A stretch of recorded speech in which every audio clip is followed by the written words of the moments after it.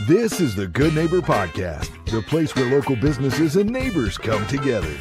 Here's your host, Brandon Andrus Green. Welcome to the Good Neighbor Podcast Live. Are you looking for a local nonprofit bringing safe, trauma-informed support to male survivors of human trafficking? Well, one might be closer than you think. Today, I have the pleasure of introducing your good neighbor, Kwami Adobe-Herrera.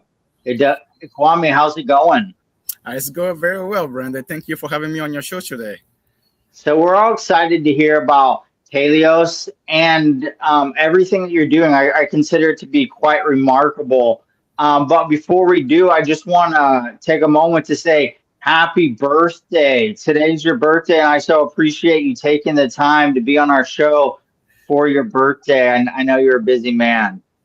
Oh, thank you very much. Yes.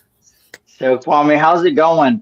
We're excited to learn all about Teleios and the support you provide to male survivors of human trafficking. Yeah, absolutely. Thank you for giving me this platform again. Like I said, my name is Kwami Adobe-Herrera. I'm here in Cleveland, Ohio. Teleios was born out of my own personal pain, which I turned into purpose. Growing, while I was, child labor traffic survivor. I struggled lots as my youth, trying to find a place to go. And as an adult, I felt the same problem. And so about 6 years ago, I decided to do something that most people don't want to do, and that is to create a safe space for male survivors of both sex and labor to feel comfortable. And so I started Teleios. And Teleios' purpose is to support male survivors by providing them shelter as long as they want. And in the meantime, trying to give them the support they need. If they need if they need education, continuous education, and want to provide that for them. If they want to go back, if they want a job, whatever they need, Teleios is there to support them as much as they can, and also connect them to society, connect them to community members, so that they can be productive members to society. So that's the goal, And my goal is to work alongside male survivors. I'm not here to save anybody. I'm not here to rescue anybody. I'm here to walk alongside the male survivors that are in need of my help, and I'm gonna do so with God on my side, and with purpose, and with resiliency. So, and with hope, because I think that we all need hope, and so that's the purpose of Teleios, is to provide a home for male survivors, because we don't have any at all in our country, and if we do, there's one, but it's only for sex traffic survivors, nothing for labor. And so I want to be able to find a way to help other male survivors who are in need of help right now. So thank you. I have so many questions. Yeah. And what does the name mean? Yeah, Teleios is a Greek word for how to be perfect. So I essentially came upon this name for the organization through a biblical passage from Matthew chapter 5, verse 48.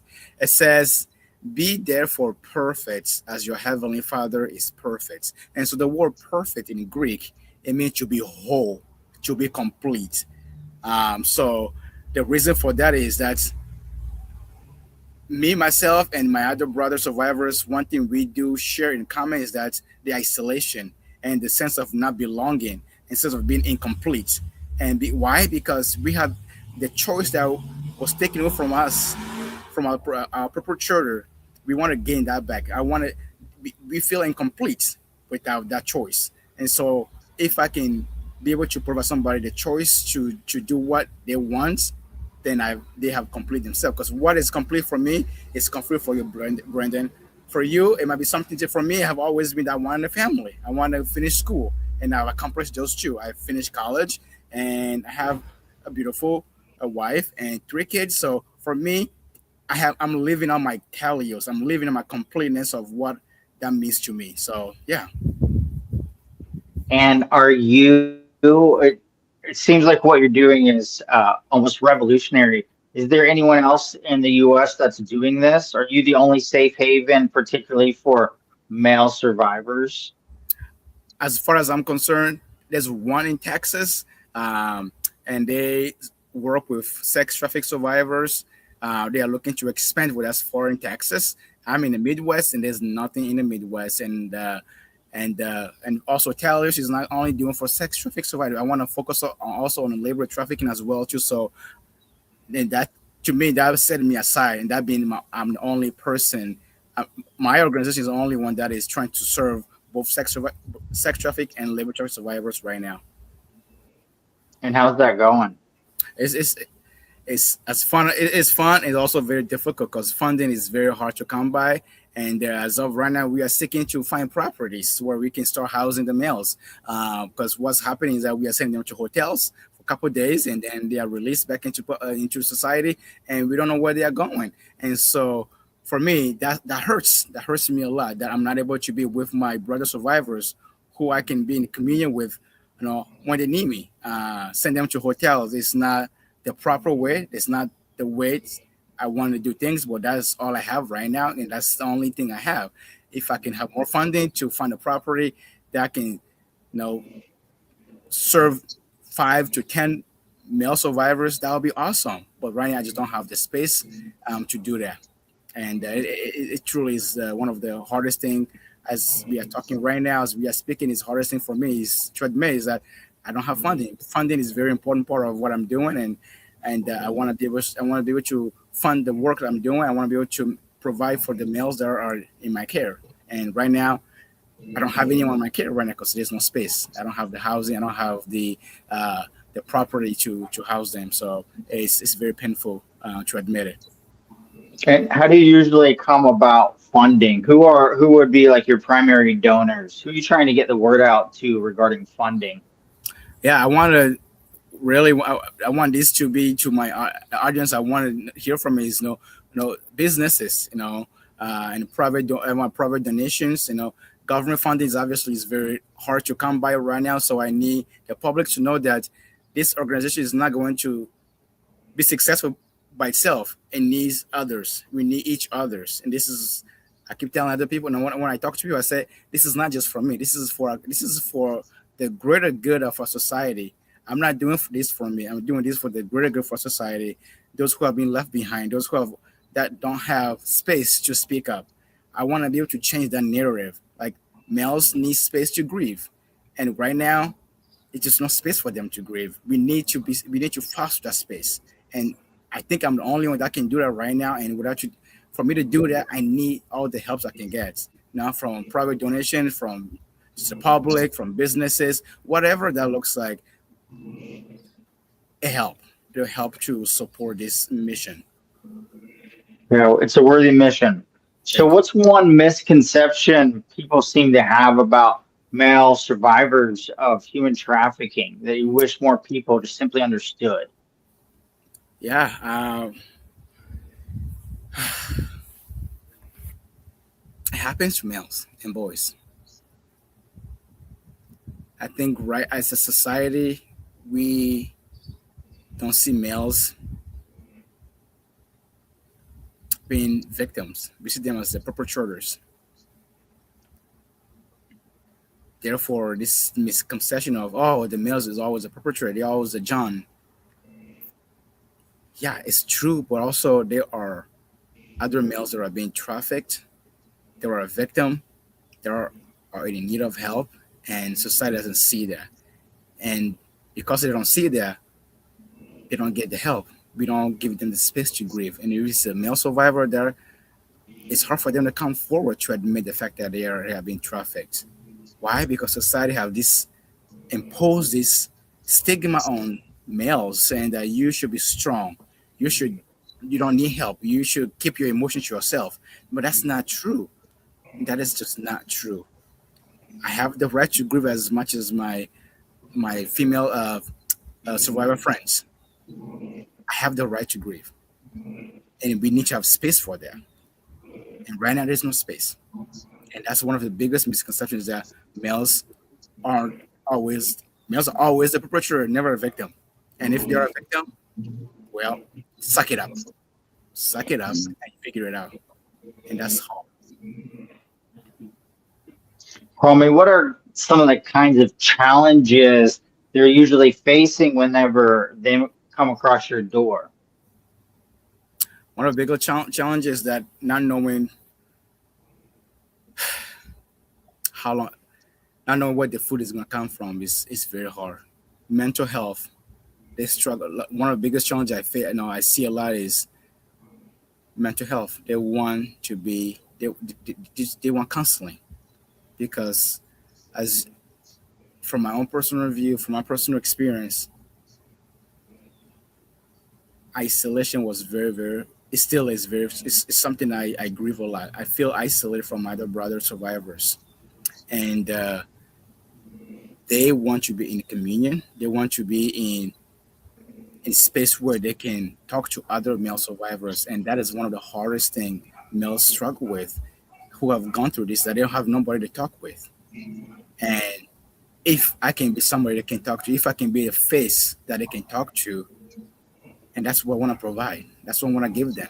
I want to give them safe space. I want to give them a space where they can grieve, and that's what comes. That's what they come with through the door. They feel isolated and just loneliness because for what I see is that they're just so lonely. They're just so lonely, and they just feel the sense of being where they can belong. The sense of belonging is very hard, and that is what I want to change.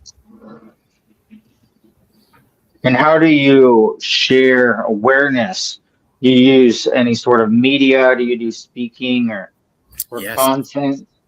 Yeah, I do a lot of public speaking. I do other events throughout the state of Ohio and to the communities. And and I'm also doing stuff with survivors across the country. And we are just in a few weeks here, in few days here, we are going to be doing financial literacy with male survivors and also female survivors as well too, who are interested in learning about finance and how they can better themselves and when it comes to opening a bank account. So these are different things I do on my on day-to-day basis, working with my community member, talking to other peoples and making sure that they are aware of this issue, that males are also being trafficked, because that is the hardest thing to get people's minds, that they don't see us being victims. They don't see us at all. They don't see males as being victims.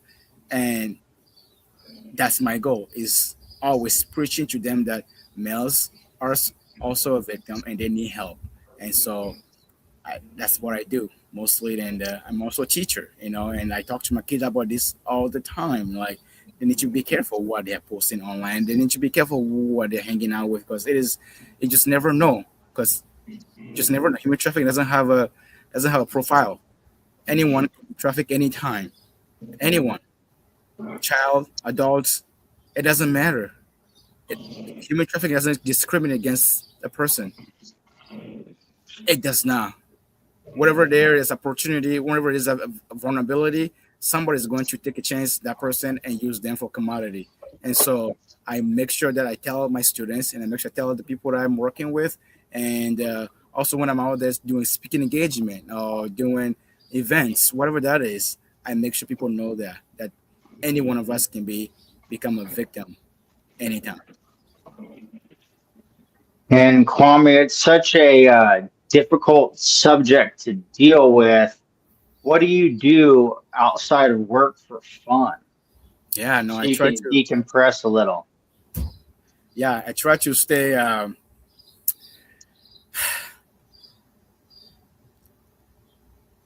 close to nature as much. Nature is my safe haven. Being able to be in nature and seeing God in nature is one of the greatest thing for me to feel the sense of peace that I need. And also talking to my wife and my kid, and my kids bring me so much joy, because I know that what I'm doing for them, for their future, making sure that they can be society where they feel protected, where they have to constantly look behind themselves. They don't have to constantly look behind themselves and say, "Is somebody following me? Am I in trouble?"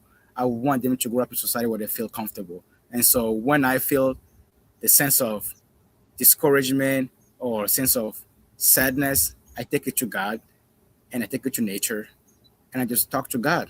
And if I need more support, I talk to my wife because she's my partner. She's everything to me. And so I shared that with her as well too. And just she can help me and grieve with me as well too. So those are the ways I found that's where my ways of a coping mechanism for me is being able to talk to my wife and God and being in nature.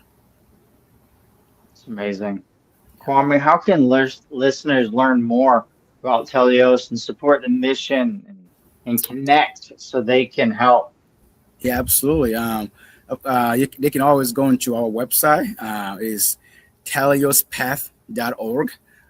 That's where they can find. They can donate. We have. They can donate on the website, and also my email is Kwami@TeleosPath.org.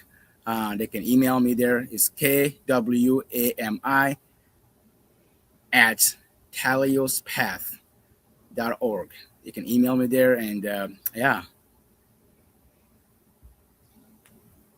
Well, brother, we wish you and the best moving forward. Thank you very much. Thank you for listening to the Good Neighbor Podcast. To nominate your favorite local businesses to be featured on the show, go to gnptulsa.com. That's gnptulsa.com or call 918-301-6356.